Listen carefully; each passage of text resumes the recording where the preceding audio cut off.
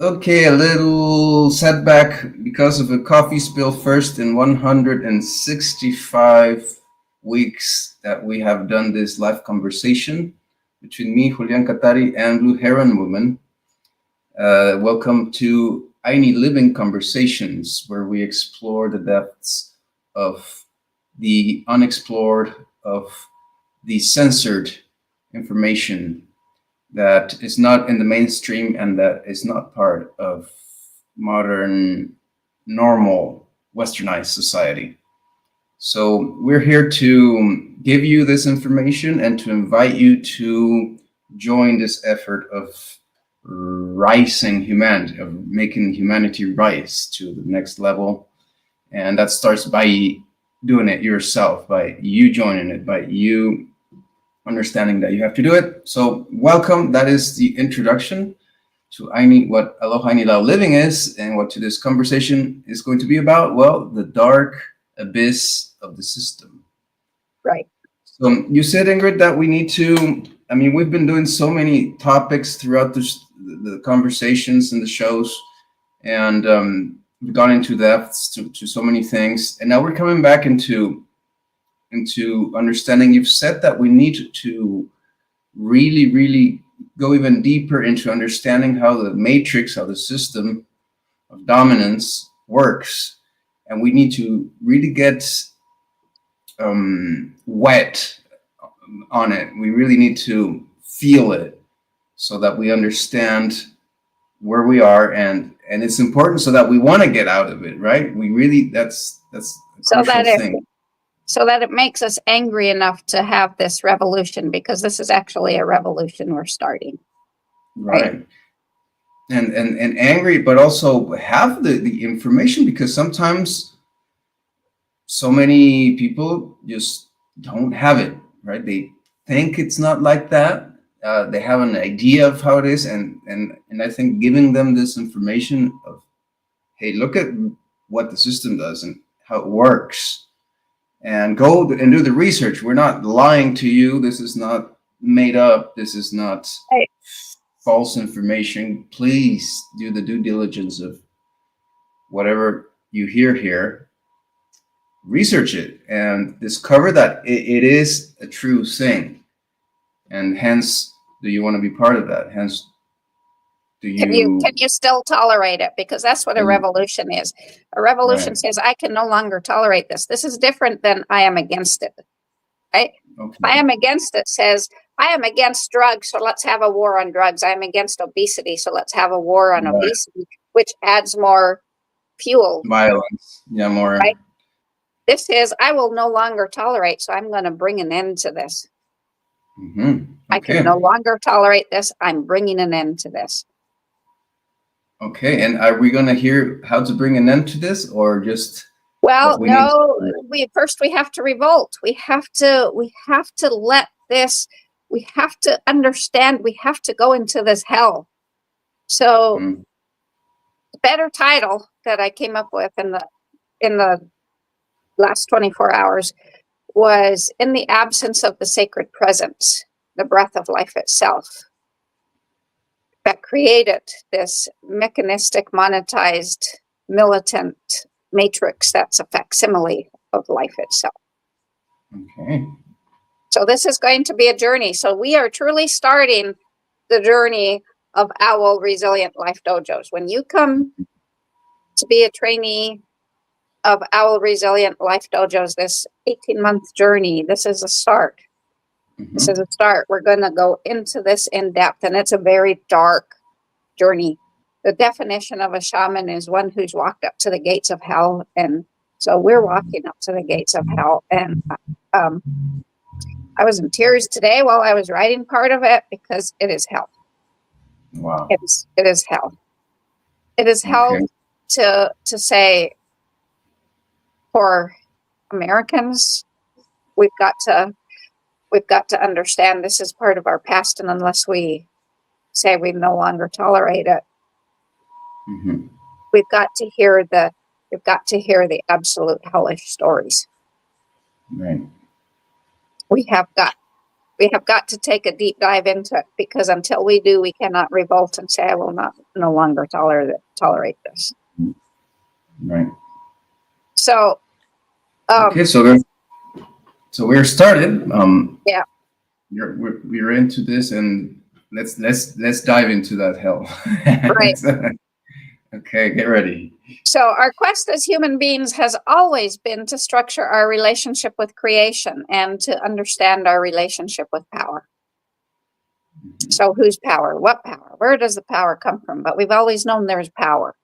Right? Even those who now claim to be atheists know there's power. It's right. Mhm. So from the beginning, as life forms came to inhabit Earth, the two-legged humans were given the mission of preserving the fertility of Earth Mother, who would provide for all of their needs if they honored the sacred space of all living beings or all living things, all things, not, I mean, because today we have classifications of this is living and this is not, all things in the physical world. So these two-leggeds or humans knew of what I'll call God. The God mystery, the sacred presence that inhabits and animates all things, giving them their sacred space. But as the humans started to neglect this mission and follow the philosophies of men, these men said, let us make gods in our own image, and remove the God mystery, sacred presence from all things to isolate it or separate it into these godheads on Mount Olympus. This shifted power from everything into mountaintop gods. Why do you think we're obsessed with climbing mountains? You probably have a reason that because you can say many things like it's beautiful. Yeah. It's just Connecting one to the thing mountain. to contemplate, right? But Just there's this aspect of wanting to conquer, which is the wrong part, I guess. Right, but there's maybe this deeper part. So later, as fear and greed filled man because of the neglect of their mission, these men said, no more multiple gods. We're going to isolate the sacred presence into one God and send him way far away out there into outer space somewhere. So we now have a total absence of sacred presence as told by men. Mm-hmm. Right? So now we have the world as we know it, an absence of a sacred presence, the sacred presence, the breath of life. We've been sterilized from that. This absence left a void that had to be filled with something, because the sacred presence would rush right back in, and everyone would again know the power of themselves on their mission to preserve the fertility of Earth Mother.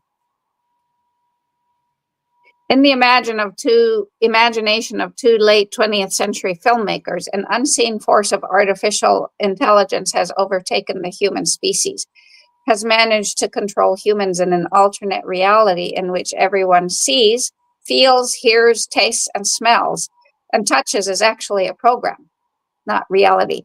There are programs within programs, and humans are not just programmed, but are in danger and well on their way to becoming nothing more than programs. What is reality and what is program morph into one, and the interlocking program passes for life itself. This film series we all know is called The Matrix. Gave us the title for this, right? And shows humans who awaken this realization that most of us are unaware of our captivity. So, in a crucial moment, a man who has only recently awakened into the program in which he and his species are ensnared consults a wise woman, the oracle, who, it appears, maybe could guide him. He's uncertain and wary as he takes a seat next to her on a park bench that may or may not be real. She speaks in code and metaphor, and a flock of birds that may or may not be real. And I'm saying this because we have now taken dead bird bodies and put drones in them. So they may or may not be real. A light's on the pavement beyond them. See those birds? The oracle says to him, at some point, a program was written to govern them. Yep. They've been reduced to units. Okay. She looks up and scans the horizon. A program was written to watch over the trees and the wind and the sunrise and the sunset, and we're going to find out about this in this journey. There are programs running all over the place. Some of these programs go without notice. So perfectly attuned they are to their tasks, so deeply embedded in the drone of existence, the religion imposed lockstep of believe, behave, and be saved. Mhm. So the ones doing their job,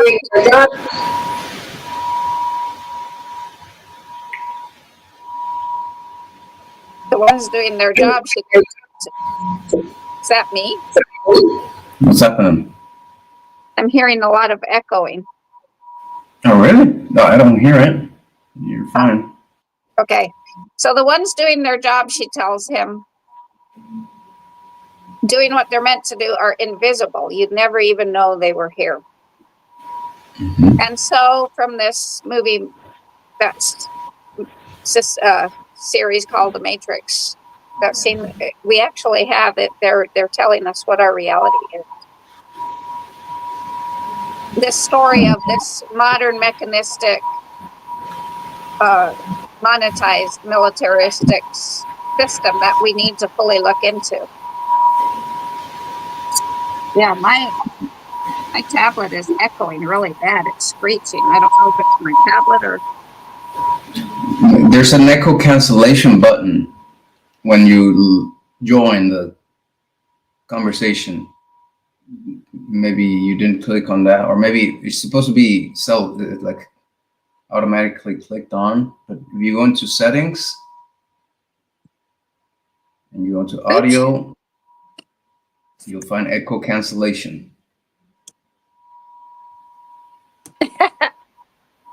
Sorry about that. It's okay. It happens all the time.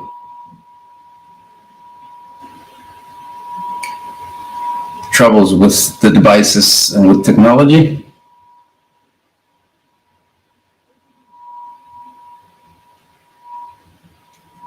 Now you're frozen.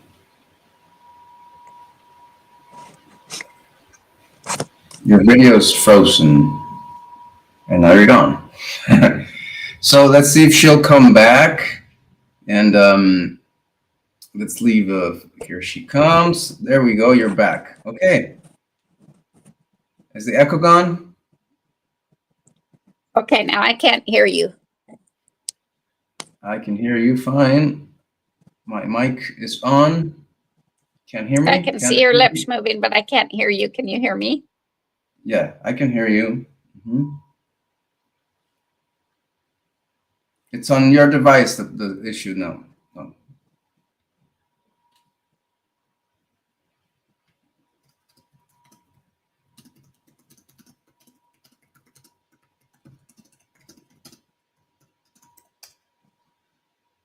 Okay, she's having trouble with the device. Sometimes you use click on. How's now? Still can't hear you. Hello, hello.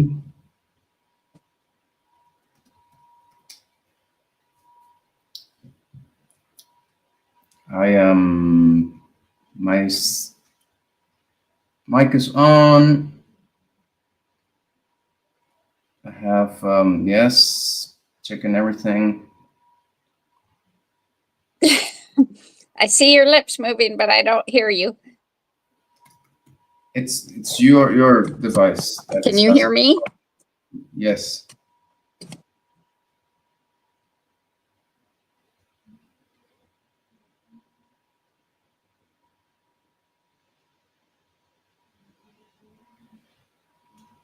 You need to check your speakers. I don't know what to do.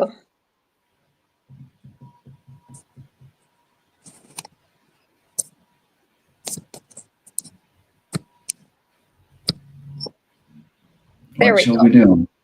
Now Okay. I hear you. Okay. Okay, we fixed it. Awesome. Sorry for the hiccup, people. Technology, so all the time giving us troubles. Yeah, and we're So you don't feel it like you're the only one. Every single one, even people that are like experts on that, always have trouble. So Yeah, we're So, going to talk about technology too, not tonight, but okay, so keep going, keep going. okay, so the film series The Matrix shows humans who awaken to this realization as they search for a way to escape their entrapment, right? In the movie, those who accept their programming go on to lead deadened lives enslaved to a semblance of reality. That's in the movie. That's also very real. Everyone in this world who accepts their entrapment leads a deadened life, no matter how many boats you have or how many cars you have, or you're leading a deadened life. Sorry, people, that's the absolute truth. They're captives, safe on the surface as long as they are unaware of their captivity. So in a crucial moment, a man who has only recently awakened to the programming in which he and his species are ensnared, we talked about that, sorry.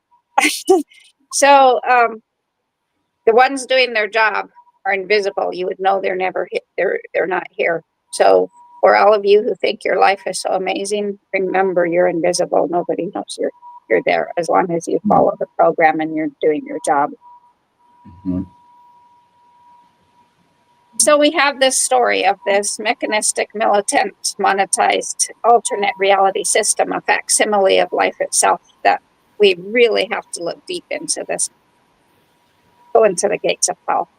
We need to see the strings of the puppet master system cast in the guise of normalcy, injustice looking just, atrocities looking unavoidable to keep the machinery humming, this facsimile for life itself, and whose purpose is maintaining the primacy of those who think they are hoarding and holding on tight to power.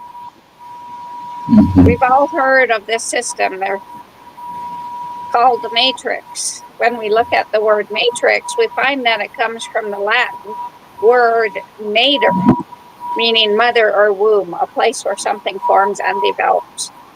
So this is the reason for Owl Dojo's 18-month training journey, because 18 months is the time it takes for an infant, once it's born, to attach to its caregiver mother. But we've all been attached to this facsimile life matrix. Mm-hmm. And now, as we, in unplugging it and learn the truth of it, we need 18 months to bond with the presence of the sacred, the breath of life. Mm-hmm. So from that, we go into, let's talk about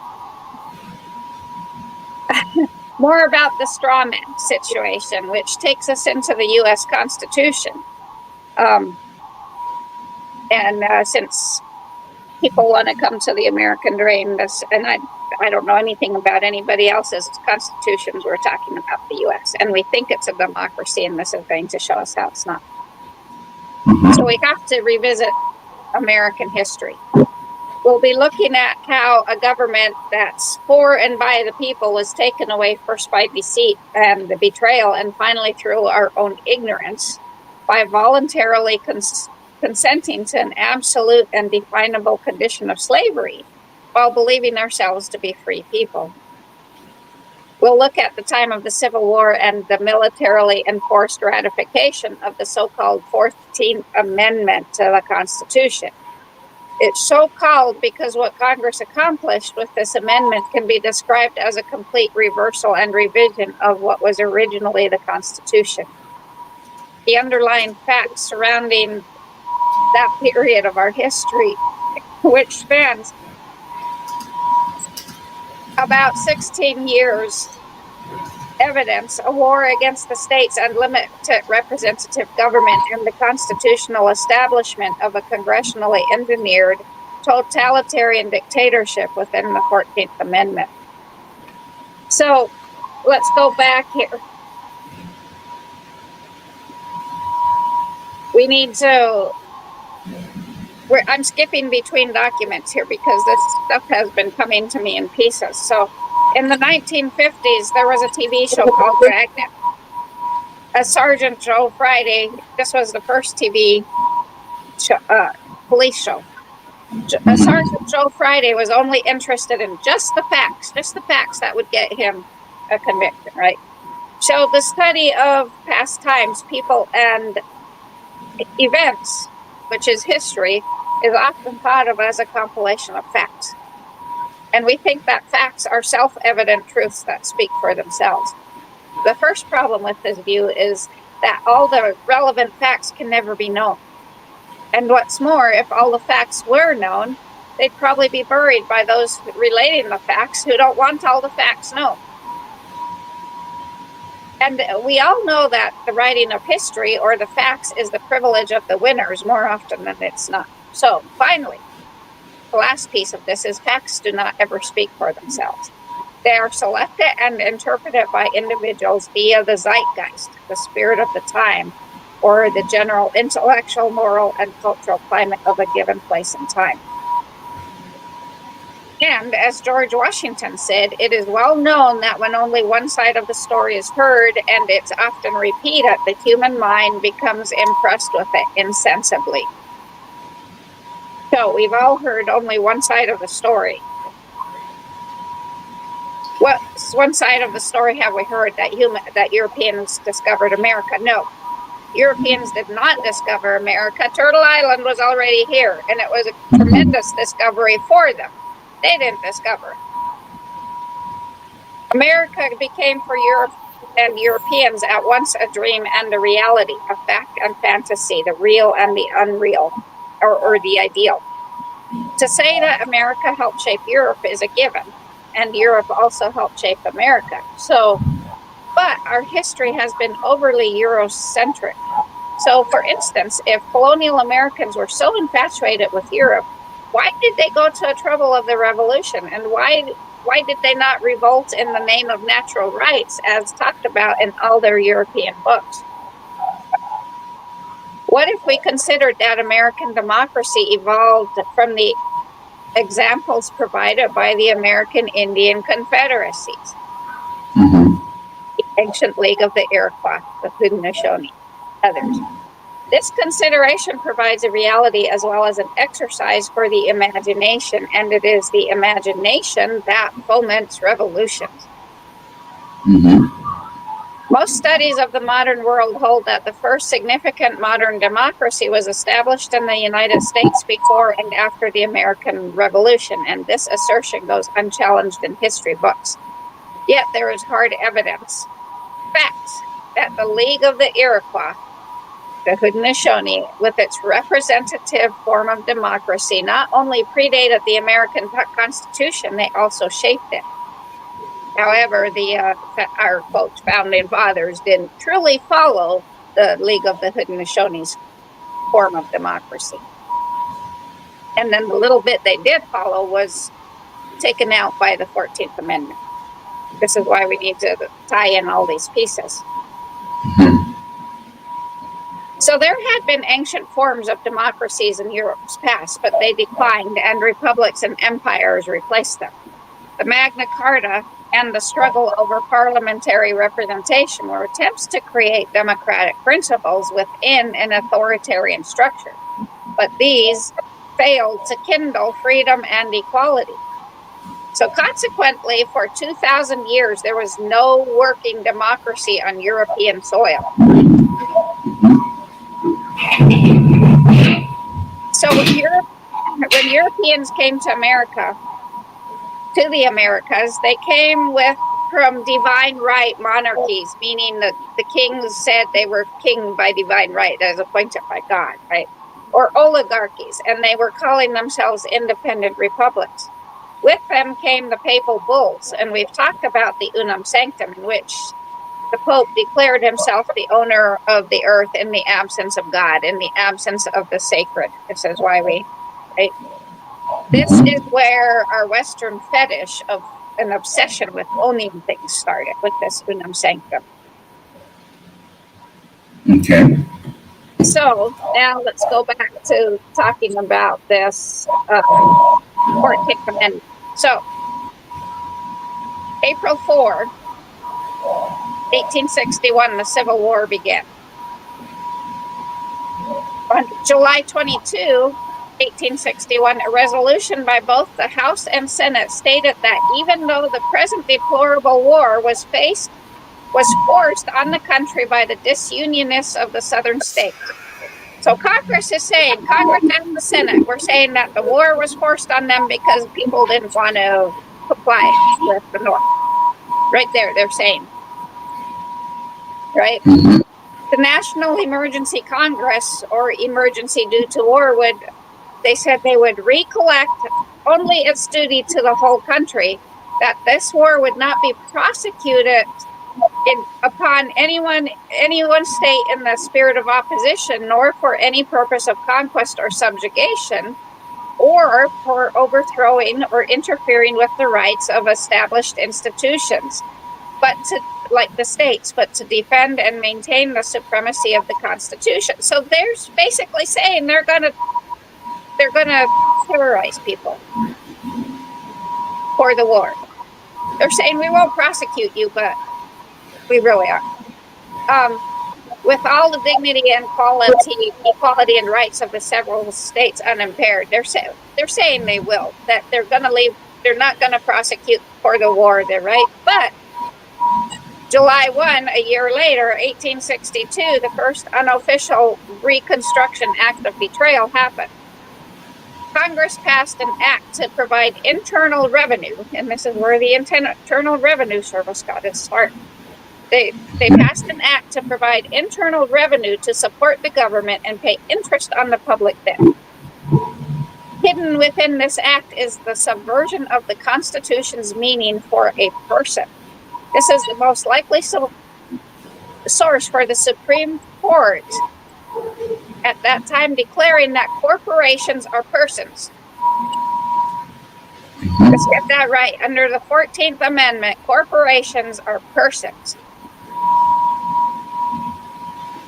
And so corporations have constitutional rights and protections. A corporation is nothing.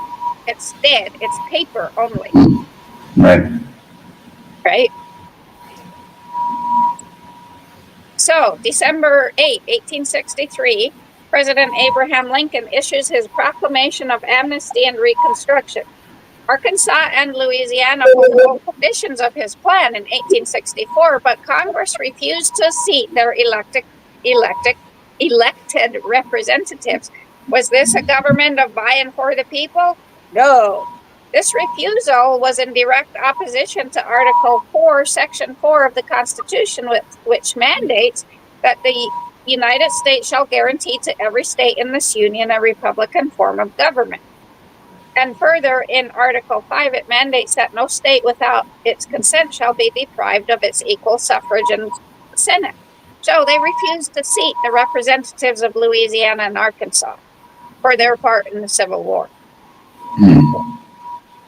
Is that a first violation of the Constitution? Right? Congress rejected Lincoln's Reconstruction plan, stating it was too lenient, and thereby letting us all know that their House resolution of July 22, 1861 was simply propaganda, saying they weren't going to prosecute anybody for the war. Right. So June 30, 1864, the second unofficial Reconstruction Act of Betrayal happened. Again, another act to provide internal revenue to support the government to pay interest on the public debt and for other purposes. Again, hidden within this act is the subversion of the Constitution's meaning for a state, which ultimately led to the destruction of a state's independent and autonomous character that had been preserved with the 10th Amendment. And so now the states are completely subject to Congress rather than Congress being subject to the states, which would be a representative of by the people for the people. Right? We have here the centralized government. Right. Tyranny of a centralized government taking over, no constitution. Right? So on July 2, 1864, Congress passes the Wade-Davis bill, which was more strict than Lincoln's plan and which Lincoln vetoed. Again, another indication that the resolution of 1861 was just propaganda. And then April 9, 1865, the Civil War ended. April 14, 5 days later, Lincoln was assassinated. So no one would ever know if he would have fulfilled his intent to show forgiveness and leniency towards the southern states. Then I've got to walk into the dark here and let my doggy in who's scratching at Well, me. okay. I'll take the opportunity to turn off the heater because it's going to burn it.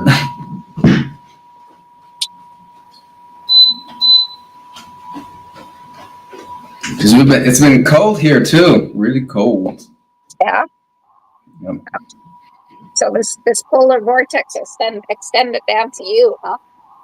Oh yeah, and some cities up in the northern Mexico got snowed on and everything. Oh wow. Yep. Wow. Okay, so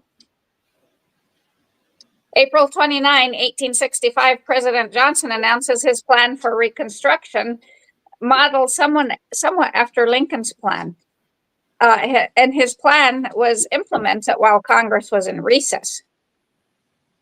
So that April 13 or June 13th, 2 months later, right, with the exception of Texas, President Johnson's proclamation restored all the Confederate states to their proper positions as states of the Union.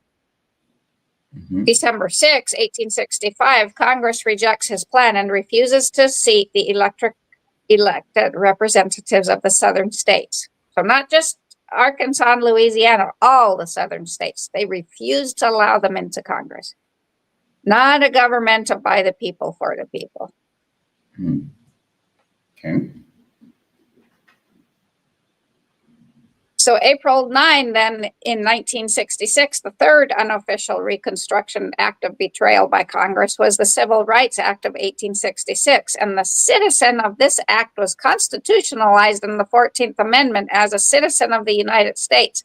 What is not explained here is that the focus should not be the citizen of the amendment, rather that the guise of creating a national citizenship Congress overthrew the Constitution and established itself as paramount and dominant over the states, rather than a derivative of the states and dependent on them as per the Constitution. This is where they absolutely, totally left the democracy of the Confederacy of the Iroquois that had held peace for over 300 years. Right. So then on June 13, 1866, Congress proposes the 14th Amendment, and exercising their constitutional rights per Article 5, the southern states voted against ratification. March 2 of 1867, faced with ratification failure, Congress skimmed over President Johnson's 3 vetoes to their 3 Reconstruction Acts and declared the southern state governments to be illegal. So they're showing that the president has no power. It's all Congress. Mm-hmm. That's not elected by the people for the people because they refuse to seat representatives. Mm-hmm. So his veto message to Congress from the first act had these words: the military is being used to coerce the people into adopting principles and measures they are opposed to and which they have an undeniable right to exercising their own judgment. So the military was being used to force. So martial law was apparently I don't know that anyone knows this. I don't know that this is taught in school. It's been so long since I had this history class. I don't know if we were taught that martial law was used to, right? The bill, President Johnson went on to say, the bill is without precedent and authority as it is palpable conflict with the Constitution. The purpose and object of the bill is to change the entire character and structure of the state governments and to compel them by force to the adoption of laws and regulations which they are unwilling to accept if they're left to themselves. Central government force, no representative government. There is the U.S. Here's the bottom line. The U.S. has no representative government. Okay. He went That's on to say, shocking. shocking, but not, right? If they do not form a constitution with prescribed articles and afterwards elect a legislature, neither blacks or whites can be relieved from the slavery which the bill imposes on them. Here he blatantly says this bill is imposing slavery on everyone, blacks and whites. Mm-hmm. Do we know this? I doubt we do. The bill denies the legality of the 10, and he goes on to say, the bill denies the legality of 10 of the states which participated in the ratification of the 13th Amendment, which abolished slavery forever. So there was never an abolishment of slavery because the bill denied and excluded those states from the government. Okay. He went on to add that the bill was in direct contrast to the resolution of 1861 that had been agreed upon by the Friends of the Southern States, and so he could not sign the plan. But they passed it. Congress passed it. By March 23, 1867, the Second Act was passed, and in his veto message to Congress, President Johnson said, "All this legislation proceeds on the contrary assumption that the people of each of these states shall have no constitution except as arbitrarily dictated by Congress and formed under the restraint of military rule." Yes. 1877. In the months following the election of 1876, Republican and Democratic leaders secretly hammered out a compromise to resolve the election impasse and address other outstanding issues.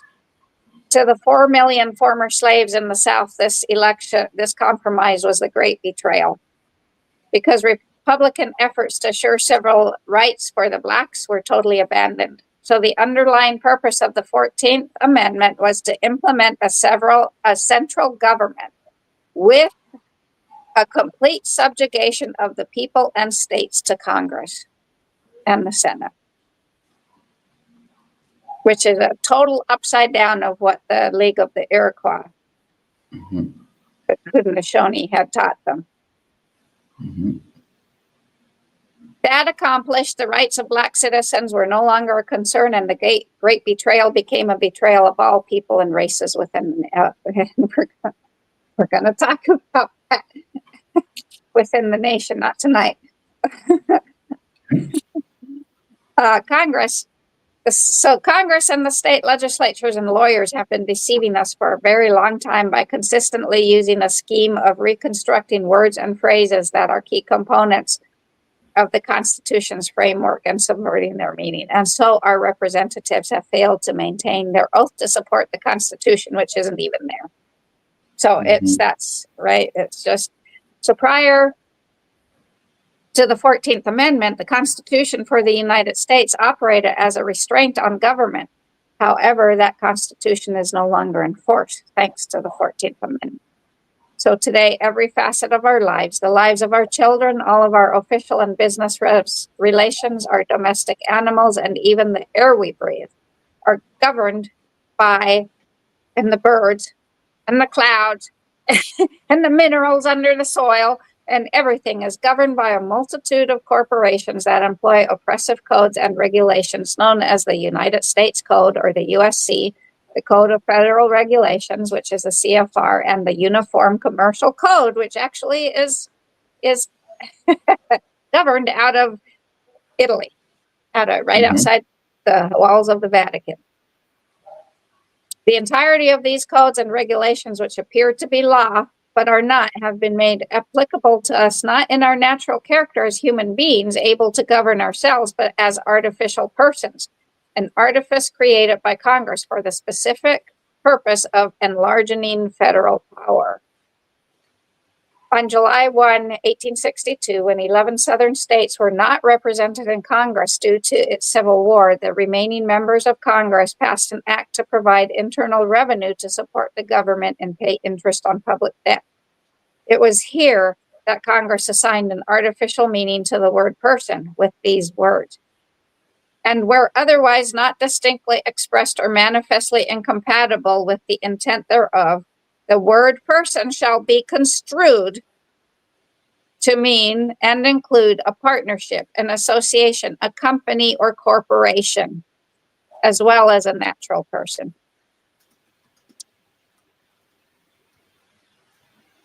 So this is where they gave corporate the power to become a person when it's something that exists only on paper. Okay. And that was the start of the straw man corporation. Mhm. Using the word person wrongly. So now let's go into money. We won't have time Okay. to do this all, so we'll continue with money next week. Okay. Because we're in this, right? In the absence of the sacred presence. This is going to be a whole series. I don't know how many weeks it's going to take us to enter the gates of hell here of the absence of the sacred, but it will. Okay. We're going to talk about the caste system. We're going to talk about technology. We're going to talk about, right? That's good. That's important. So next session is in money economy.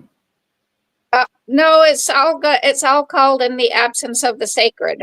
This facsimile of this matrix facsimile.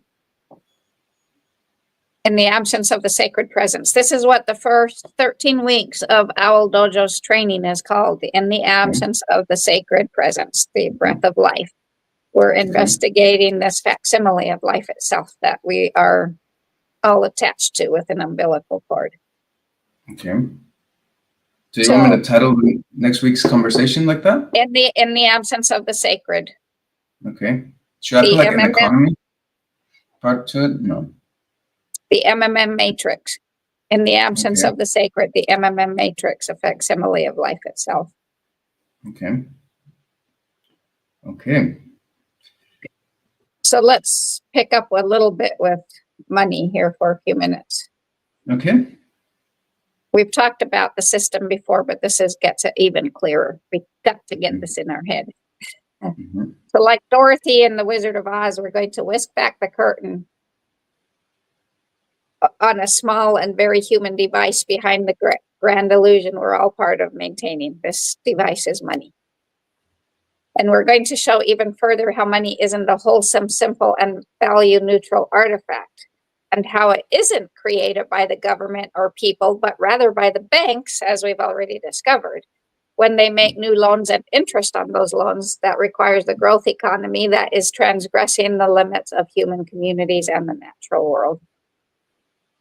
How money is brought into being has everything to do with the kind of society we bring into being, and that society's impact on the natural systems that we rely on. How money is created and on what terms actually creates an artificial world of winners and losers, a world where abundantly creative humans are pitted against one another for scarce money, while inside of them is a wealth of ideas that can create a rich life.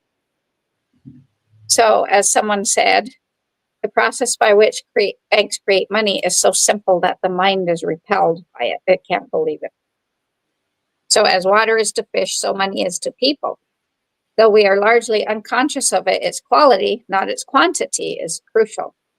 When water is polluted, the fish sicken and die. When money is polluted, the economy malfunctions and people suffer.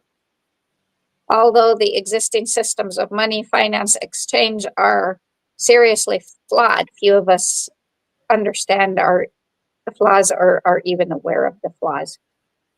Money is a human invention that has changed over the years, and so we can always reinvent it. This is the biggest thing. Money is a story. It has energy. It is energy because it started with an idea that is energy, with a thought that is energy, but it cannot. This is the money system we have is not an absolute fact. It's not an absolute truth, right? Mm-hmm. It can always be reinvented. Most of us take money for granted, and while it controls a huge portion of our lives, we don't ever stop to think what it really is, where it originates, or how it comes into being. And we pay a huge price for this ignorance. Mm. Conventional commercial money malfunctions in three ways. It's kept artificially scarce. There is never enough of it to serve the purposes for which it was created. Number two, it's misallocated at its source. It's going to not to those who are most in need or who will use it most effectively, but to political power centers, well-connected insiders, and those who already control vast pools of it. Corporations that are now persons, thanks to the 14th Amendment. Number three, it systematically pumps money from the poor and channels it to the rich. The fact is that money takes the form of bank credit that must be borrowed into circulation. There is no free money. None. Mm-hmm. The familiar Federal Reserve notes, the US dollars, are simply tokens of the money that was first created as bank credit. In order for money to come into circulation, someone must go into debt with a bank. Period. If there were no bank debt, there would be no money. It's as simple as that. Let me say that again. If there were no bank debt, there would be no money. Mm-hmm. Since banks charge interest on all this debt, and since the money to pay the interest can only come from further debt, debt grows like a cancer within the global economic body. And this debt imperative creates a growth imperative that is forcing us to destroy the life support systems of our planet. Wealth creation and money creation are two entirely different things. Wealth is created by the application of human skills to natural resources in the myriad ways that produce useful goods. Money is a symbol created by a deliberate process involving banks. And as we already discussed, the Federal Reserve is the entity responsible for the issuance and regulation of money in the U.S. And here is the simple truth about money and its creation, direct from the horse's mouth, the Federal Reserve. The actual process of money creation takes place in the banks. The Federal Reserve said this. The actual process of money creation takes place in the banks. Checkable liabilities of banks are money. These liabilities are customers' accounts. They increase when the proceeds of loans made by the banks are credited to borrower accounts. Mm-hmm. So let's look at this one piece at a time. The actual process of money creation takes place in banks. The substance of money then is bank credit, that is checkable liabilities or customers' accounts. So the balance in our checking accounts is a liability of the bank, something the bank owes you and me. We've already talked about that, and this is money. How does this checkable liability get created in the first place? What the Federal Reserve says, the liabilities increase when the proceeds of loans are credited to the borrower's accounts. In other words, money is created when the bank makes a loan to someone. A person's account is credited or increased when the loan is approved and new money is created. Banks also loan out your deposits and my deposits, but in their role as banks of issue, they really are only interested in making loans so they can create new money. So banks are the wellspring of money. They create the wellspring by making loans, and then they extinguish it when loans are repaid.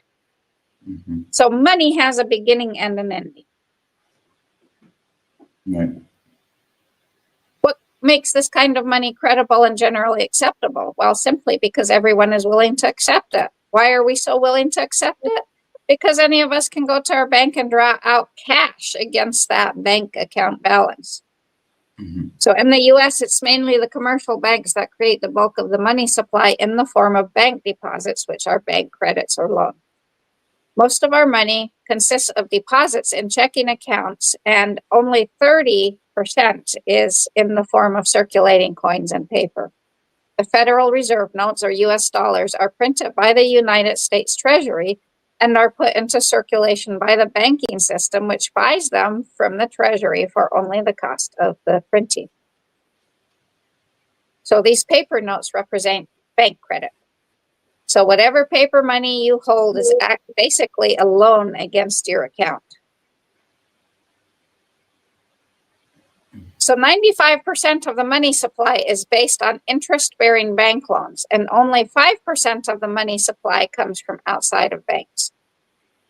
The amount of credit money that the banking system as a whole can create is determined by the policies of the Federal Reserve Board. And as we talked about before, the Federal Reserve Bank is a private corporation that presides over a private banking cartel.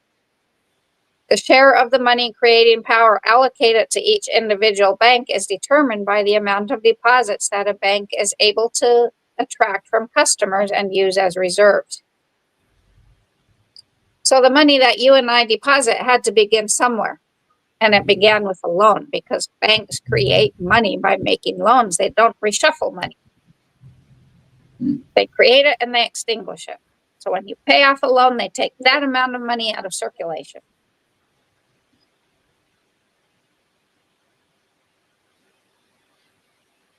As the Federal Reserve describes it, debt does more than simply transfer idle funds to where they can be put to use. Merely reshuffling existing funds in the form of credit. It also provides a means of creating entirely new funds. A depositor's balance also rises when the depository institution extends credit, either by granting a loan or by buying securities from the depositor, which is what is we talk about. The securities is a piece of paper with your signature on it. Mm-hmm. So the bank credits your account for the amount of the loan, and then you in return give the bank your promissory note or a mortgage on your house. And these instruments are assets to the bank, or a mortgage on your truck or your car, right? Mm-hmm. So let's say we go to the bank and ask for money to buy a vehicle. They offer us a loan, which we accept, and we're required to sign a promissory note giving the bank a mortgage on the vehicle we are going to purchase with that money. Let's say the note carries an annual interest of 8% and requires us to make regular payments for the next so many years, right? So the bank makes two entries in its book. One increases the amount of its assets, and the other is the increase of its liabilities, our account with the money in it to now buy the vehicle. Mm-hmm. Their asset is our mortgage note for the vehicle, and it increases deposit liabilities for the same amount. So as then we make the vehicle purchase, the supply of circulating money is increased. As we make payments on our loan principal, they decrease the amount of money circulating. The interest portion of our payment is added to the bank's equity and reserves, which allows the bank to make additional loans. Debtors are always required to pay interest on these loans. So the commercial banks lend something they create out of nothing with your signature and then require you, who signed it, to pay interest for the privilege of the bank using your signature to create money. That's all interest is. Mm-hmm. The principal amount of money is created at the time the loan is made, but the money to pay the interest is not created. So we as debtors are always in the impossible situation of owing more money than there is in existence. And so we are forced to compete with one another for scarce money in a futile attempt to avoid defaulting on our debts. So like the game of musical chairs, the system requires that some must eventually fail.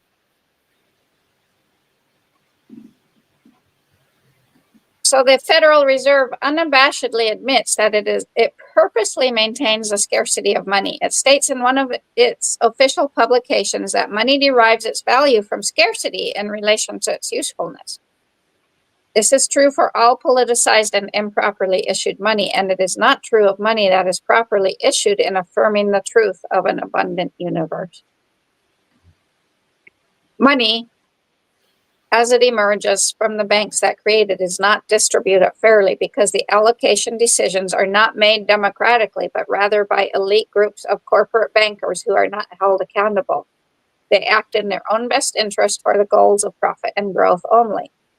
Like banking, a flawed servant of the community, is today no longer a member of the community, but a remotely controlled financial engine with no concern about local needs and obsessed with the bottom line of profit. It's kind of like the modern God that most of the population worship. The greatest abuses derive from the politicization of money, banking, and finance. Private banking interests and the central government are intertwined and mutually dependent. So they are an INI, but it's not a good INI, which is a big part of why they're successful, because they're an INI. But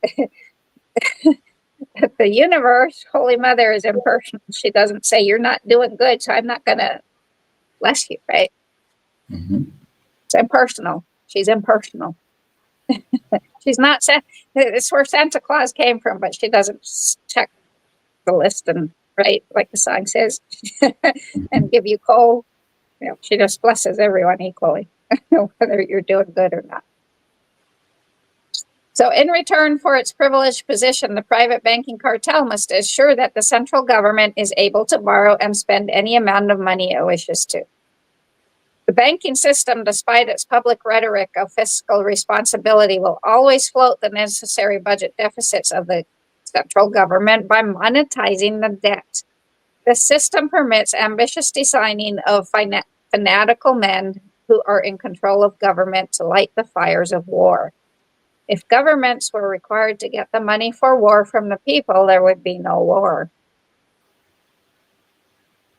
And we'll end with that tonight. I'll pick up. Let's say that again. If the governments were required to actually get the money for war from the people, there would be no war. There we go. If anybody had the question on how to end war, there's an answer. So we'll continue next week with this conversation, and it's not going to be any longer the dark abyss of the system. It's going to be the. Well, you can leave it at that, which is because it's a dark abyss because it's the absence of the sacred presence, right? Because I like making it known that that's correlative to the absence of the sacred. It's like the same thing, right? Same thing. Right? The dark abyss of in the absence of the. There you go. In the absence of the sacred presence, the dark abyss of the proliferates. yeah, something like that. Okay, well, that'll be ready then for next week on Wednesday, same time. So with that, we don't say goodbye because we'll be back next week, and hope everyone can join us soon. So with that, I'll end that live stream.